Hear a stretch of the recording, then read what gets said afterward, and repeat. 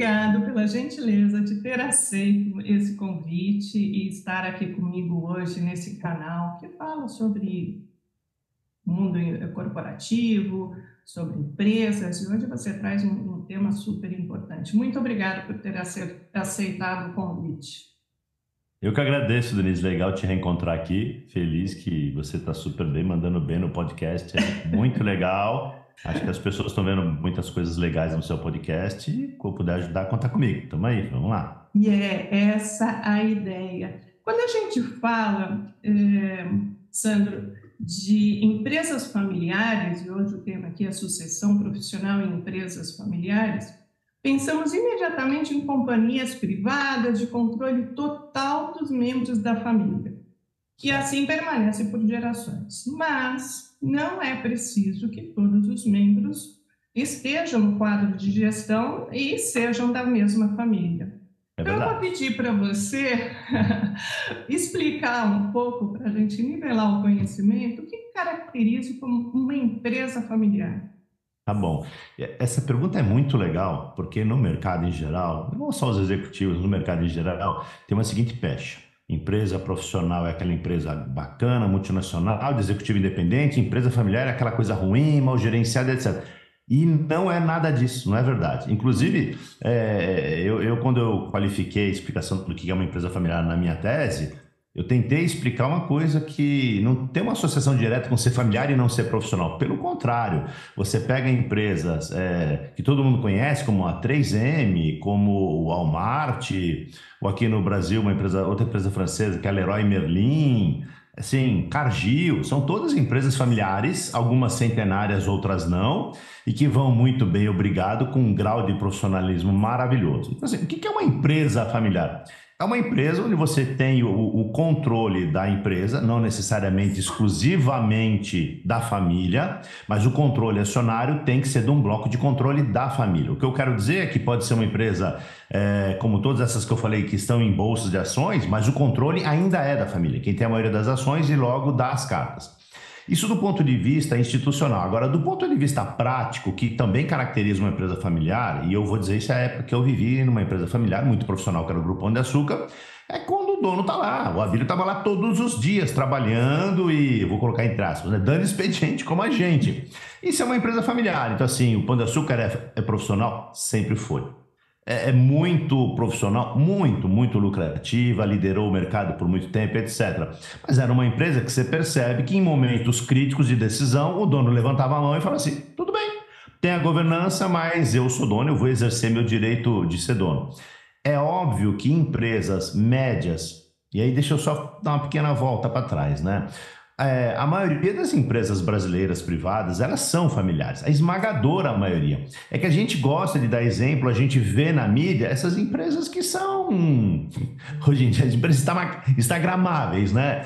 Você quer falar da Coca-Cola, você quer falar da Procter Gamble, você quer falar, sei lá, mesmo das grandes brasileiras. Mas isso não é a realidade, né? Quase que 70% do PIB brasileiro, e tem esse dado, a gente fala que é 90, a gente fala 70, eu vi 66, mas por volta de 70%, são de empresas familiares pequenas e médias, que aliás isso também, esse foi o foco da minha tese, né, do mestrado. E essas empresas, aí sim, Denise, aí tem um pouco de tudo. Tem empresa que é lógico que o dono e o controlador é muito forte, está lá. Algumas estão na segunda geração, então você vai encontrar parentes do tipo filho, enteada, genro, nora, ou às vezes se os dois irmãos eram a primeira geração que fundou, você vai encontrar primos, etc. E essas têm uma característica de controle muito grande, nem todas têm um nível de governança muito bom, e essas sim precisam um pouco mais de atenção para sobreviver. Por quê? O índice de falecimento em empresa familiar que não se profissionaliza, aí eu quero deixar bem claro, eu comecei dizendo que eu não estou dizendo que empresa familiar não é profissional, mas que não agem em relação à profissionalização, infelizmente elas não trabalham para se perenizar, para se perpetuar. E o índice de empresa que sobrevive à quarta, quinta geração é baixíssimo, é da ordem de 3 a 5%. Também tem um pouco de debate, mas não importa se o número é 3 ou 10, é muito baixo. É muito baixo, é quase assim. No melhor cenário, de cada 100 sobrevivem, no pior, sobrevivem 3. No melhor, de cada 100 sobrevivem 10. Então, ou seja, esse é um cuidado que a gente precisa tomar e foi um pouco isso do foco que eu fiz na pesquisa. E eu vou aproveitar foi ótimo você ter iniciado com toda essa informação. Eu vou aproveitar e compartilhar uns dados que eu levantei aqui para a nossa conversa, que no Índice Global das Empresas, segundo o Índice Global de Empresas Familiares, as 500 maiores empresas do mundo, em conjunto, geraram em torno de 7 trilhões em receita e empregaram 24 milhões de pessoas em 2021. É um número muito considerado, como você citou. Muito. E também tem um estudo global da PwC que destaca que 36% das companhias do tipo vão à segunda geração, que foi o que você comentou.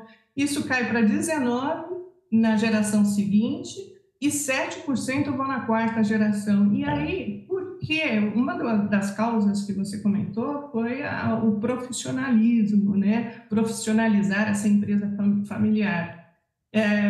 Por que essas empresas se perdem nas gerações? Meus estudos na época, eles mostraram duas coisas, Denise. São várias causas, mas as duas principais. A primeira é, conforme as famílias vão descendo de geração, a quantidade de herdeiros é muito grande e fica muito complexo o ambiente de gestão da empresa. Fica muito complexo, muito difícil, porque as empresas familiares elas têm uma necessidade de atender, não é que tem uma necessidade, mas é quase uma premissa de atender igualmente todo mundo, e o mundo não é esse, né? Assim, inclusive no direito a gente não fala para tratar todo mundo igual, fala para tratar de maneira diferente os desiguais. Mas a empresa familiar não dá. Você é um irmão, você é primo, se vocês tiverem o mesmo percentual de ação, vocês querem os mesmos benefícios, etc. Então, assim, o primeiro passo é esse. Mais níveis, maior a família, maior o grau de complexidade de gestão, fica muito difícil da empresa tomar decisão. E aí cria um imobilismo, sabe? Um imobilismo do tipo, eu canso de falar, ninguém me escuta, não quero mais fazer nada. E isso é um tipo de coisa que leva à paralisação da empresa e ela vai ficando para trás.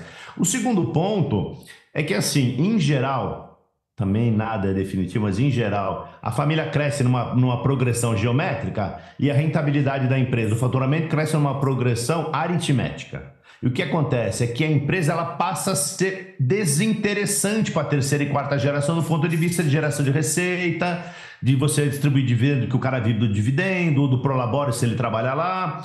Então o cara fala assim, cara, se eu for executivo eu ganho mais se eu trabalhar aqui nesse negócio. E acaba sendo uma verdade isso. Se a empresa não crescer, e como eu te disse, elas não crescem em geral na mesma proporção, então a pessoa deveria ter uma estratégia de continuar a herdeira, mas ela ter só ação. Ela não deveria querer trabalhar no business, não deveria querer ter prolabore, não deveria ter bom, o ponto é que isso também não acontece. Aí as pessoas se desinteressam. Eu vivi, por uma questão profissional e ética, não vou citar, mas eu vivi uma situação dessa, né? Que assim, que a terceira geração, só um filho estava lá, todos os outros tinham carreira no mundo corporativo tradicional e estavam ganhando muito mais do que provavelmente, que eram jovens gerentes, etc., que ganhariam. Então, assim, esses são os dois motivos principais. A complexidade de gestão, pela quantidade enorme de familiares que entram na gestão, e acaba que o desinteresse também ocorre porque a empresa passa a não ter valor para que individualmente, para cada acionista, ela seja significativa ou representativa. Nós estamos falando de empresas familiares de grande porte, mas pode ser a padaria que tem na esquina, pode ser qualquer empresa que seja formada por menos membros da família, ela é considerada uma empresa familiar. Então, podemos classificar aí de pequeno, médio e grande porte. A relação das gerações, você considera que a relação das gerações atuais, elas estão muito ligadas ao retorno financeiro ou ao bem-estar? Porque hoje nós temos aí empresas com 2, 3 gerações, eu estou falando no mundo corporativo normal e pode levar também para empresas, que a geração atual dos jovens, eles são mais imediatistas, a era da tecnologia, qualidade de vida é outro ponto que tem que ser considerado para eles, é importante, trabalho híbrido, que antes não tinha, hoje tem. Você acha que para empresas familiares a questão financeira pega mais do que o bem-estar, do que fazer a sua rotina pela independência profissional, que é o que se vê na geração atual? Eu acho que pega sim, mas antes eu queria te dizer uma coisa. Tem dois tipos de pessoas é, que contracenam em liderança de empresa. Aí eu estou falando de herdeiro. Uns que realmente não têm apego pela essa geração mais moderna, não tem tanto apego pelo material e tem por construir um legado, por pertencer, por propósito, etc.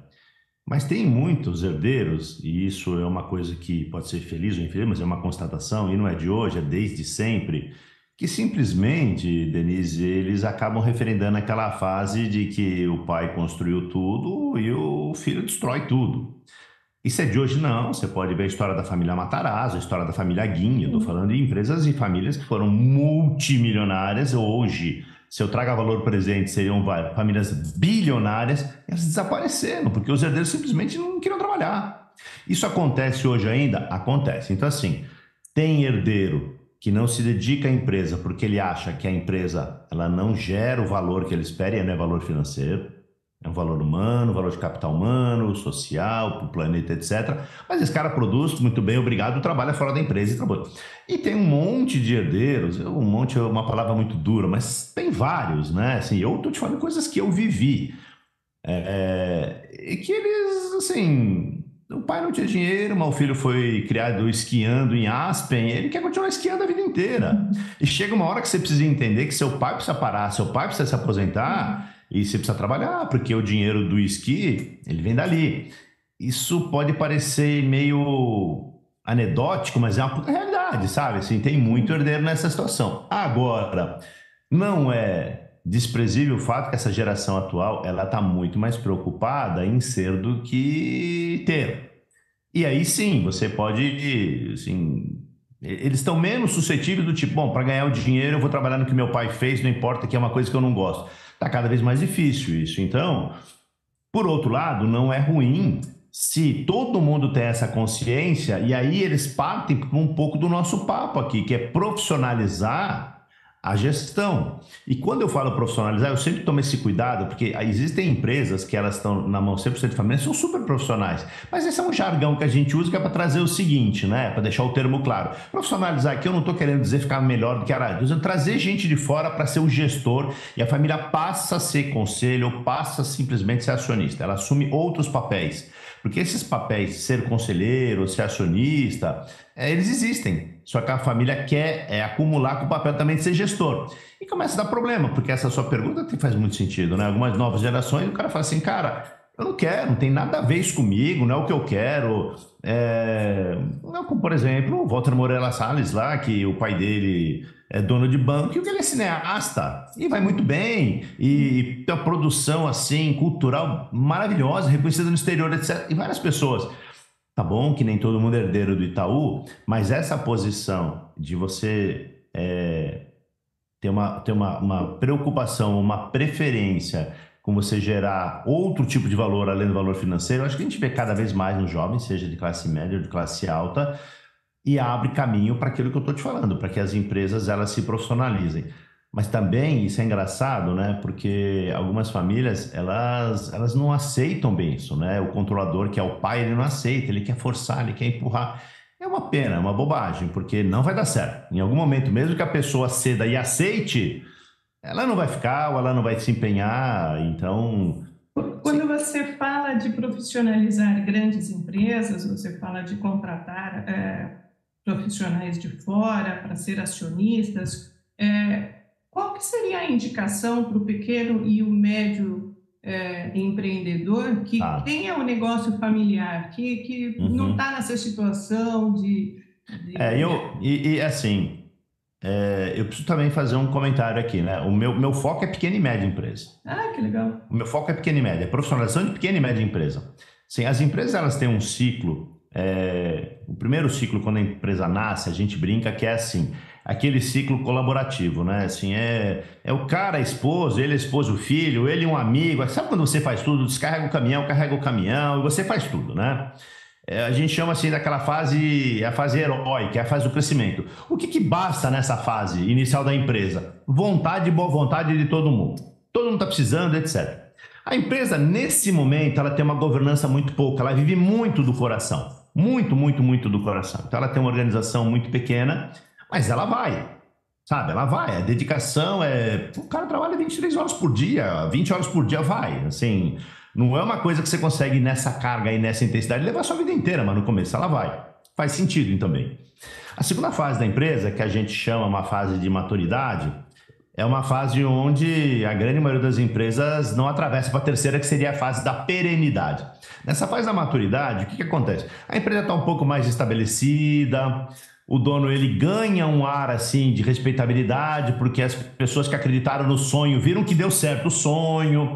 E tem que dizer o seguinte, né, Denise? Eu estou contando a empresa que passou da fase 1 para a fase 2. Várias não passam. Mas se você está na fase 2, o dono foi bem sucedido, as ideias que ele teve prosperaram, ele falou, tá vendo, eu devia ter aberto aquela filial lá, abriu, eu não devia ter comprado aquele caminhão, eu não comprei. Ou seja, quem está com ele há 10 anos, 15 anos, ele fala assim, cara, e essa pessoa, ele é o cara. Ele era um cara da rua como a gente, olha o que ele fez, o Império, emprega 200 pessoas, fatura 50, 100 milhões, 200 milhões, ele é o cara. Essa fase é uma fase muito perigosa, porque essa fase que a gente chama de fase meio messiânica, né? O colaborador olha e fala assim, nossa, esse cara é o salvador, ele sabe tudo e não sei o quê. E ele começa a entender que ele é mesmo, porque infelizmente, acho que um pouco também do ser humano, a gente gosta de se cercar de pessoas que criam um clima bacana, que falam as coisas legais pra gente, etc. Mas nem sempre isso é a melhor solução para a vida, principalmente para a empresa. Você deveria se cercar de pessoas que fazem o ponto e o contraponto. E vai ter gente que vai falar para você, isso aqui é ótimo, outro vai levantar a mão e falar assim, eu acho que não.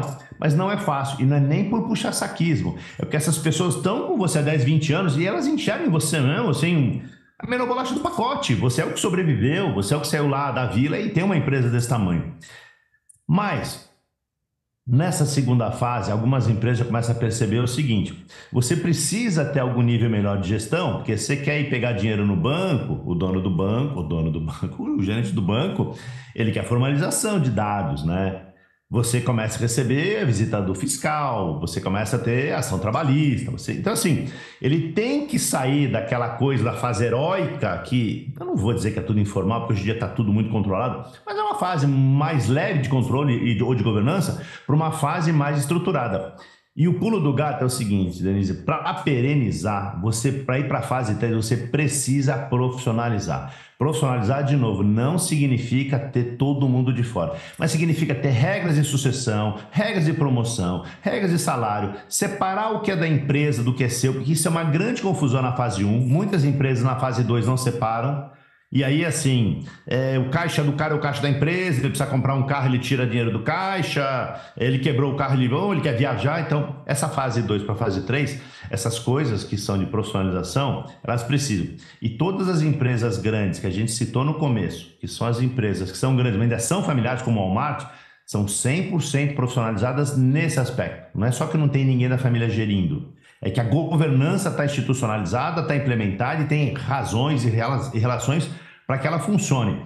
Esses caras são os que sobrevivem. Os que não conseguem chegar nisso, infelizmente, eles não sobrevivem. E tem uma coisa, né? Tem empresas, Denise, que ela fica 3, 4, 5 gerações na fase 2. Porque não tem uma relação direta o tempo que você fica na fase 1 ou na fase 2, né? Aí não tem a ver com tempo cronológico de gerações de família. Tem a ver com o mindset de quem está operando. E tem empresas que rapidamente, no período de 10 anos, elas vão da fase 1 para a fase 3. Onde você vê muito isso hoje em dia? Nas startups. Elas vão da fase 1 para a fase 3 em 3 anos. Bom, por quê? Porque vem muito capital externo na largada e te obriga ele já leva a sua boca e fala, põe governança aí. O fundo não põe dinheiro sem te obrigar a entrar num compliance de governança. Mas isso é bom, isso é bom. Mas só estou dando um contra-exemplo que existe muita empresa, que a gente começa pequenininha, e eu gosto de dizer o seguinte, todo o Walmart que você conhece, toda a Disney, toda a HP começou numa garagem, num fundinho de quintal, 2 carinha pequenininho ou 3 tendo uma ideia. Todas, você volta na história de todas e a gente fala assim, mas o cara é o Walmart. Não, filho, mas o cara começou menor que você, vai ler o livro do cara. Não, o cara é HP, muita tecnologia, faz foguete. Não, mas vai ver, o cara começou lá consertando máquina, não sei o quê. E isso, na verdade, é como a vida pessoal, né? São a soma das nossas escolhas que leva a gente a chegar lá ou não chegar lá. Mas a fase 3, ela tem uma relação muito grande com perenização. Quem não consegue romper essa barreira, infelizmente, morre na fase 2. Agora, de novo, a fase 2 pode durar 100 anos, 50 anos, 30 anos, mas ela acaba na fase 2. Que é a maturidade, né? Ela nunca cresce. Como Matarazzo. O Conde Matarazzo chegou a ser o quarto ou quinto homem mais rico do mundo, a empresa mundial. Ela desapareceu. Mas não tinha nada profissional, não. Tinha a parte técnica era muito profissionalizada, a parte de competência operacional muito profissionalizada. Mas a parte de gestão, não. A parte de gestão, não. Sou eu, capo da família, italianão, eu mando. E quem não pode, obedece. Quem não quer obedecer, que saia. Sumiu. Esse estilo de liderança, comando e controle, você que vem aí dos anos 80, 90, muito forte, você acha que ainda existe muito forte também nas empresas familiares? Muito mais do que nas outras, Denise. Muito mais. Porque, assim, o comando e controle parte daquele pressuposto de manda quem pode, obedece quem tem juízo. Você sabe, todas as vezes que eu faço palestra, me perguntam, me fala uma grande diferença entre você ser dono e ser CEO. Olha, amigo, o dono você não pode mandar embora, o CEO você pode demitir. Isso faz toda a diferença na gestão, toda a diferença. Não importa o quão mal você está gerindo a performance da sua empresa. No máximo, você vai ter uma briga de família na macarronada de domingo. Seu pai não vai te demitir. Mas isso acontece? Acontece sim, mas são raríssimas exceções. Acontece de um irmão ir na justiça contra outro? Acontece sim, mas não é tão raro, mas também são exceções. O que acontece é que o executivo, ele é medido por fatores objetivos e a família, em geral, ela é medida por fatores objetivos mais fatores subjetivos. Então, o cara tem esse poder de eu sou dono. E aí tem muito esse negócio de comando e controle, né, Denise? É o tempo inteiro. Eu vou dar um exemplo, né? Das 5 empresas familiares que eu fui CEO, em 4 eu fui o primeiro que substituiu ao último membro da família. Então, assim, eu brinco que eu sou uma ave rara. É uma rampa, porque não é fácil mentalmente a pessoa, ela abrir mão de uma coisa que é uma empresa que ela criou do zero, é um bebê para ele. Todos nós, eu tenho, você provavelmente, se tem alguma coisa numa gaveta que tem um valor afetivo, você não serve mais, não usa mais, tá velho, mas você não joga fora. Tá lá. Se a gente não abre mão de uma roupa, você vai abrir a mão de uma empresa que você tirou do zero, que você trabalhou, sabe, Unibanco 30 horas, aí você não quer abrir mão, isso é psicológico. E o engraçado, né, isso eu também falo muito nas palestras, e eu escrevi isso inclusive na minha tese, o modelo de seleção de um executivo para substituir a família é muito ruim.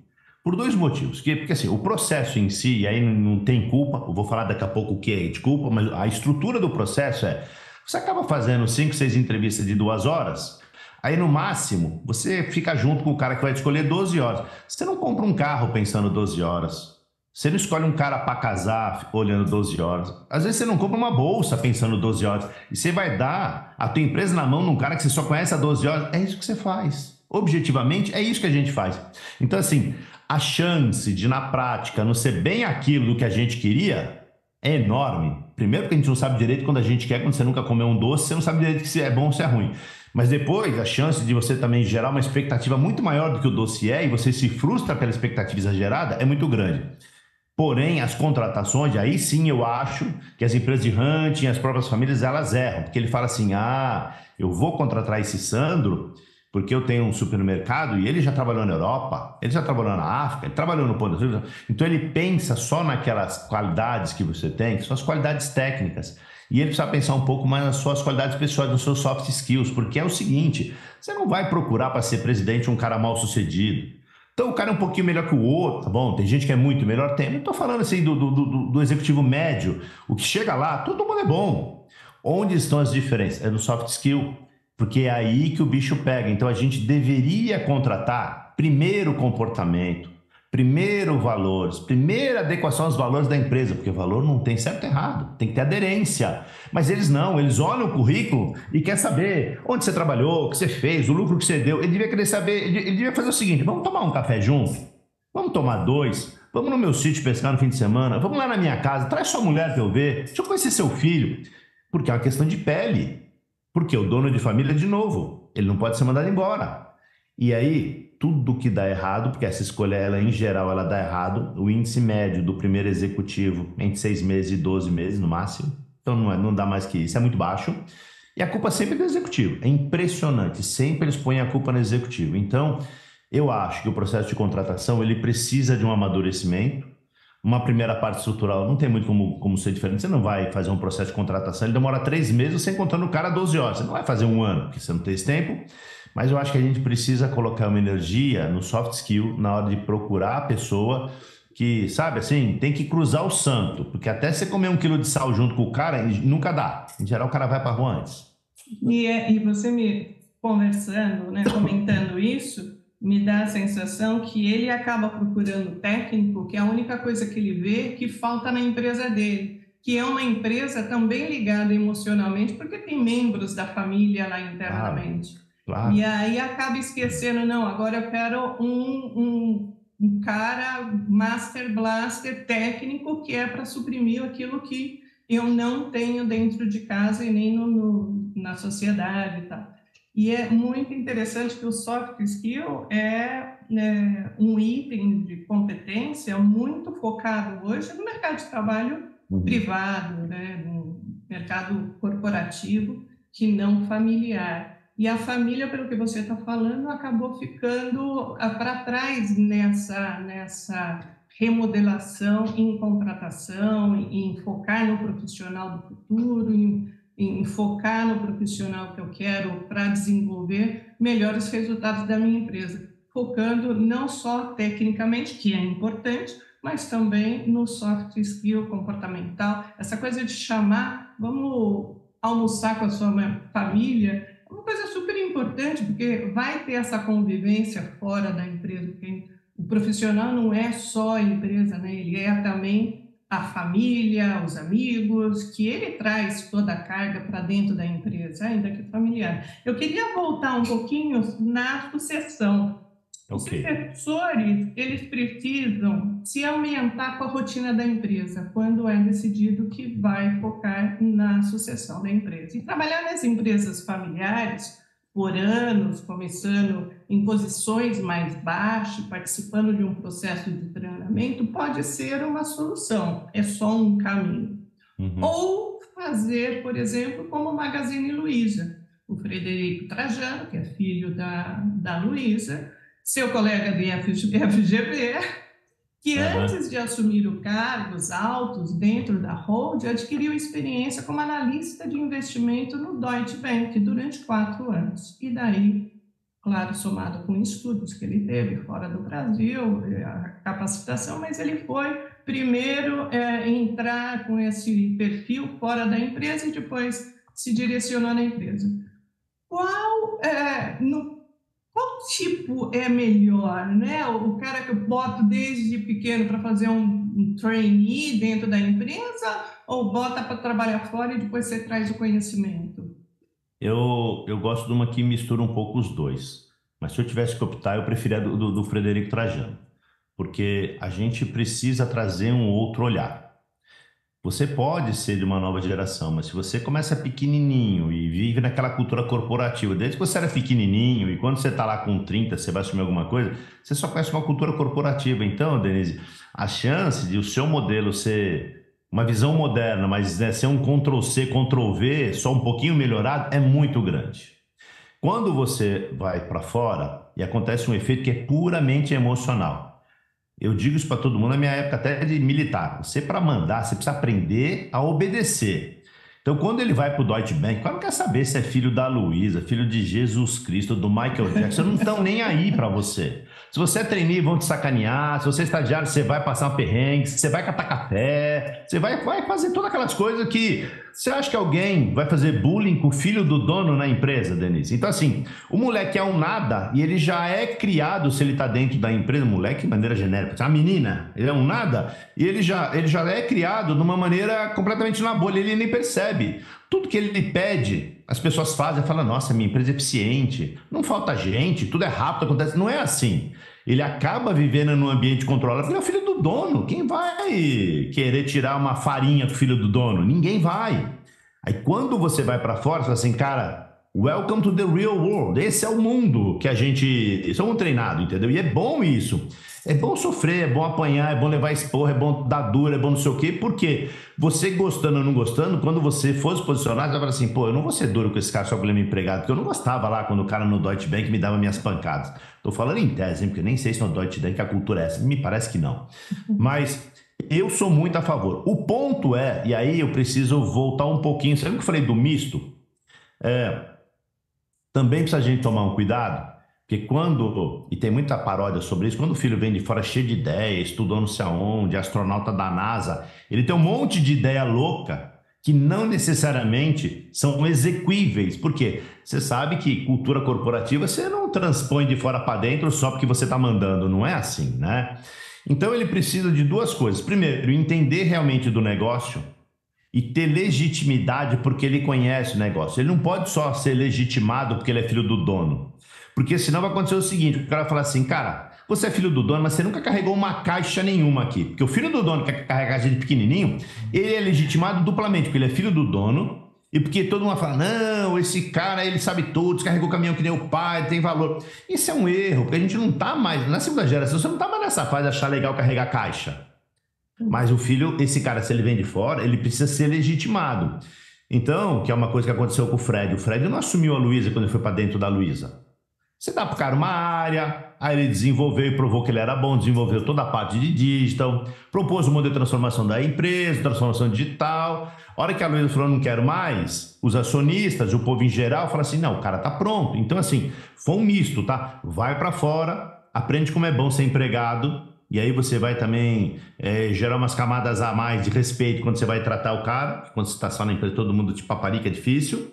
E depois não ponha direto, porque o cara precisa, assim, às vezes não é nem que o cara é burro, mas o cara é um gênio, mas ele precisa ganhar ele precisa ser legitimado pelos executivos internos. Não é, senão ele vai ser, de novo, é um filhinho da mamãe. Então eu acho que eu prefiro o externo quando possível. Agora, você citou, Sandro, alguns pontos aí super importantes, independente do tamanho da empresa, mas eu queria, nessa parte final, focar em pequenas e médias empresas, que é o foco do seu estudo. Perfeito. E eu entendo que tem bastante gente escutando o podcast que esteja nessa categoria. E um dos pontos que você citou é a necessidade estou falando da necessidade de perenizar da estrutura familiar, profissionalizar a empresa. A outra coisa é ajustar as finanças da empresa, não ter esse mix. E tem uma lista aí grande. Quais para o pequeno e médio empreendedor, o dono da padaria, o supermercado, e pode ser outro empreendimento, quais 3 pontos principais que você poderia citar para esse pequeno empreendedor que é vital para ele conseguir trafegar aí na primeira, segunda e terceira fase da vida familiar que você citou? Tá, o primeiro, Denise, por mais óbvio que possa parecer, isso precisa ser planejado com antecedência. Não é uma coisa que acontece naturalmente, tipo, eu fiz 38 anos esse ano, onde eu farei 39. Não é assim. Precisa ser planejado. Porque quando você planeja, mesmo que chegue na data, você muda o seu planejamento, mas você já tem que explorar coisas do tipo, eu tenho um sucessor adequado, eu tenho mais do que um, qual vai ser o formato da sucessão? Qual vai ser o formato da estruturação jurídica da empresa quando isso acontecer? Então você precisa planejar. O segundo ponto é, tenha um apoio legal externo, jurídico mesmo. Por quê? As implicações da sucessão, elas demandam que você crie outras instâncias de governança que não é simplesmente quando você está lá mandando. E aí eu vou falar de duas coisas, mas as duas se aplicam. A governança precisa existir quando você traz um sucessor externo ou quando você tem um sucessor interno. Mas você precisa criar outros níveis de governança que o mais tradicional que todo mundo conhece é um conselho de administração ou um conselho consultivo.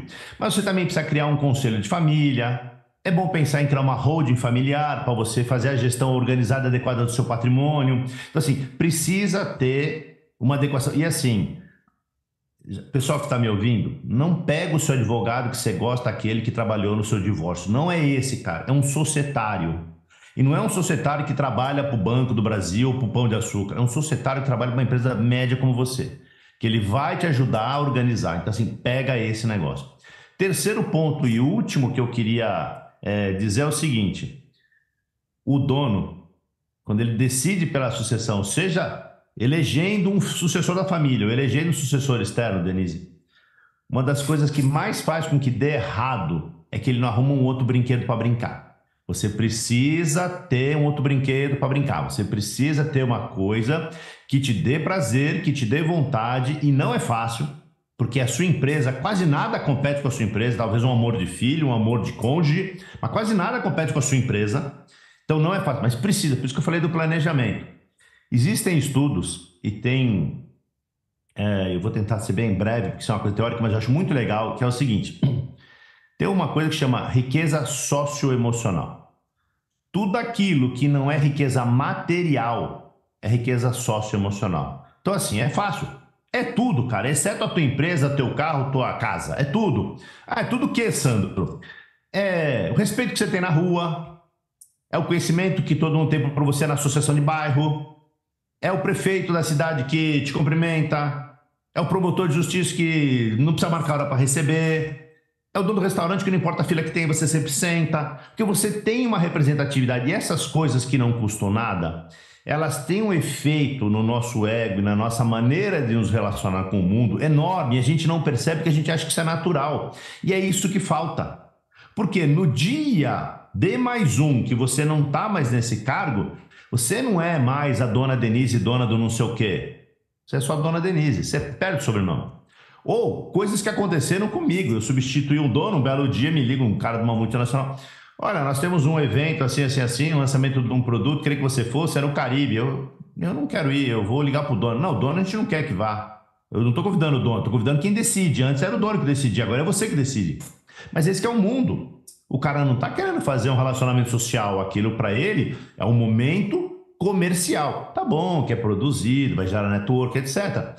Mas o dono para de ser convidado, para de ganhar prêmio, para de ganhar plaquinha, para de bater palma, de ganhar título. Então, assim, você precisa ter, e isso eu estou colocando de uma maneira muito simplória, muito rápida, mas isso é um campo de estudo, de riqueza socioemocional. Tem várias pessoas que trabalham com gestão só estudam isso, porque esse é um dos grandes motivos pelos quais as sucessões falham. Um belo dia você fala assim, cara, eu não quero mais, eu quero voltar para onde eu estava. E isso, infelizmente, queria deixar como talvez uma mensagem, esse é o pior erro que você pode cometer, o pior erro. É o pior erro. Cara, para trás nem para pegar impulso, porque você cria uma confusão na cabeça dos colaboradores, você cria uma confusão na cabeça da família, você cria uma confusão na cabeça do fornecedor, do banco, fala assim, cara, essa empresa não é uma empresa estável, porque o dono não é estável na decisão. Ele é bom, ele é correto, ele é ético, mas a gente não sabe o que ele vai querer amanhã. Amanhã ele não quer mais a nossa relação comercial. Então, assim, por isso que eu falei, precisa planejar. Esse não é um momento que necessariamente você tem que tomar rapidamente, mas você precisa estar muito seguro. E eu me lembro que eu falei para um dono, né? Tava toda a família, não sabia que ia substituir. Eu falei assim, quem eu vou substituir aqui? Ele levantou a mão. Eu falei assim, cara, você tem noção o quanto isso vai te doer? Ele falou assim, já tá doendo. Eu falei, mas multiplica por 10. Tenha noção. Você vai ser amputado de uma coisa que você ama muito. Tenha noção. Assim, porque tem uma passagem aí, um túnel, uma ponte para passar, que precisa que essa pessoa, inclusive, procure apoio emocional. E não é mentoring, não. É apoio psicólogo mesmo. Precisa de apoio emocional. Porque é como se fosse síndrome da perda, sabe, Denise? Como se você estivesse perdendo um ente querido. É o síndrome da perda. Você está perdendo um ente querido, é a sua empresa. Então, assim... Se livrar disso não é fácil, porque essa riqueza socioemocional dói, porque essa travessia também é dolorida e, infelizmente, as pessoas não falam isso. Então, a pessoa não se prepara para essa perda. E aí ele quer voltar. E aí, putz, ele cria, infelizmente, um caos na cabeça de todo mundo. Então, resumindo os 3 pontos, planejamento de sucessão, apoio externo, confiável e específico, e planejar também a saída, né? Eu gosto, olha, buscar, eu gosto de dizer assim, eu falo exatamente, assim, arruma um brinquedo novo, e não é hobby, viu? Não é hobby, Ah, agora eu vou jogar golfe, isso dura um mês. Agora eu vou viajar, isso dura 2 meses. Não é isso. Arruma uma outra coisa de prazer.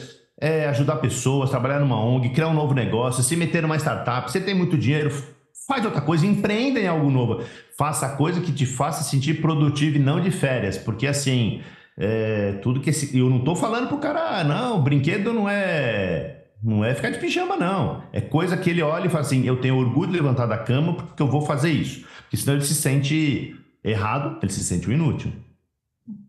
Isso é como um plano de aposentadoria de qualquer pessoa, né? Exatamente. Você está falando do empreendedor, de uma empresa familiar, mas qualquer pessoa que esteja num processo, esteja na ativa e queira parar de trabalhar, se ele não se planejar. Recentemente eu conversei com uma amiga minha que ela falou: eu não me planejei, fui parar no psicólogo, entrei em depressão, que é o que você trouxe muito Claro, bem. Então, claro. qualquer um nessa transição da fase maior, né?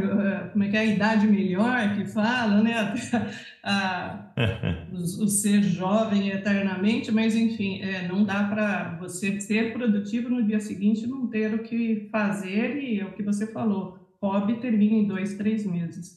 E, E Denise, só, desculpa te interromper, assim, eu sei que não é o objetivo da nossa conversa, mas isso acontece também com o executivo C-Level.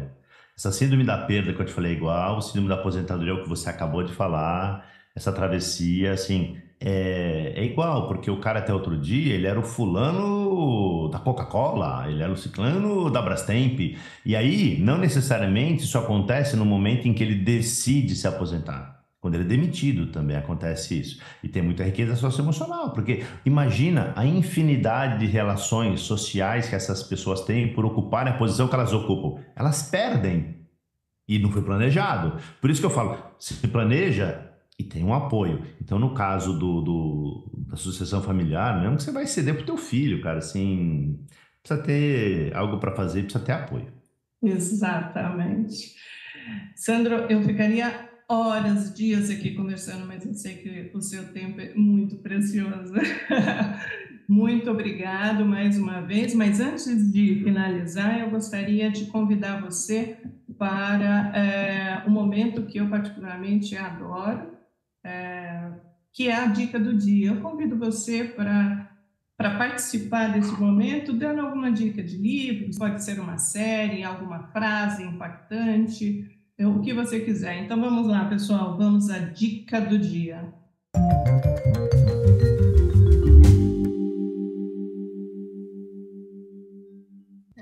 Bom, primeiro eu vou falar uma frase que, assim, viva cada dia como se fosse o último, porque um dia você acerta. Então, isso é uma brincadeirinha, mas é a realidade. A segunda, eu queria receitar, não sei se essa palavra é boa, então eu vou dar uma dica. É que eu acho que eu gosto mais de falar de receitar do que dar dica, mas seja o que for, uma minissérie da Netflix que fala sobre o Madoff, que é um cara que investia, começou como investidor, empregado, depois investiu dinheiro de muita gente. E não necessariamente é porque é financeiro, é porque você vê as relações de quando ele percebeu que ele ia perder as atitudes que ele tomou.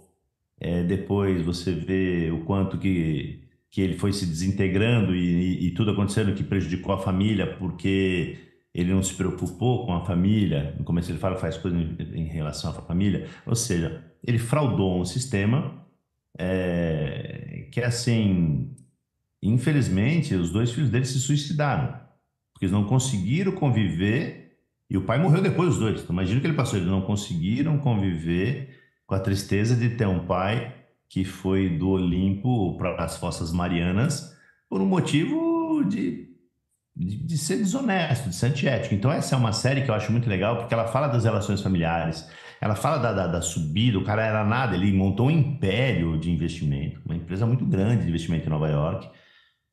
Tanto que a série chama Madoff, o monstro de Wall Street. Não é um nome, mas assim, eu gosto muito dessa série. Não, e a minissérie é 4, 5 capítulos, não necessariamente porque ali você vai entender as mazelas do sistema financeiro. Isso para mim não é o importante. Eu acho que o importante é entender como as relações humanas e como, sim, o ego e como é o que atrapalha muito nas empresas. E isso está tudo ali.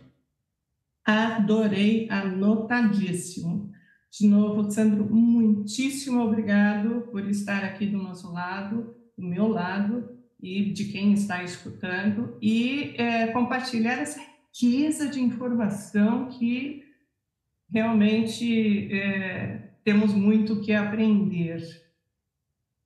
Obrigado, Denise. Estou à disposição. Quando você quiser falar de outro assunto, se eu souber, eu venho colaborar, tá Tenho bom? certeza, já fica o convite antecipadamente. Vamos ficando por aqui com mais esse episódio incrível e espero que vocês aproveitem todo esse conhecimento. Não esqueçam de se inscrever nesse canal e ativar o sininho para receber a notificação dos novos episódios. Compartilhem, mandem sugestões, perguntas e críticas construtivas. É um prazer interagir com vocês. Até a próxima semana e não deixe de agradecer a sua vida.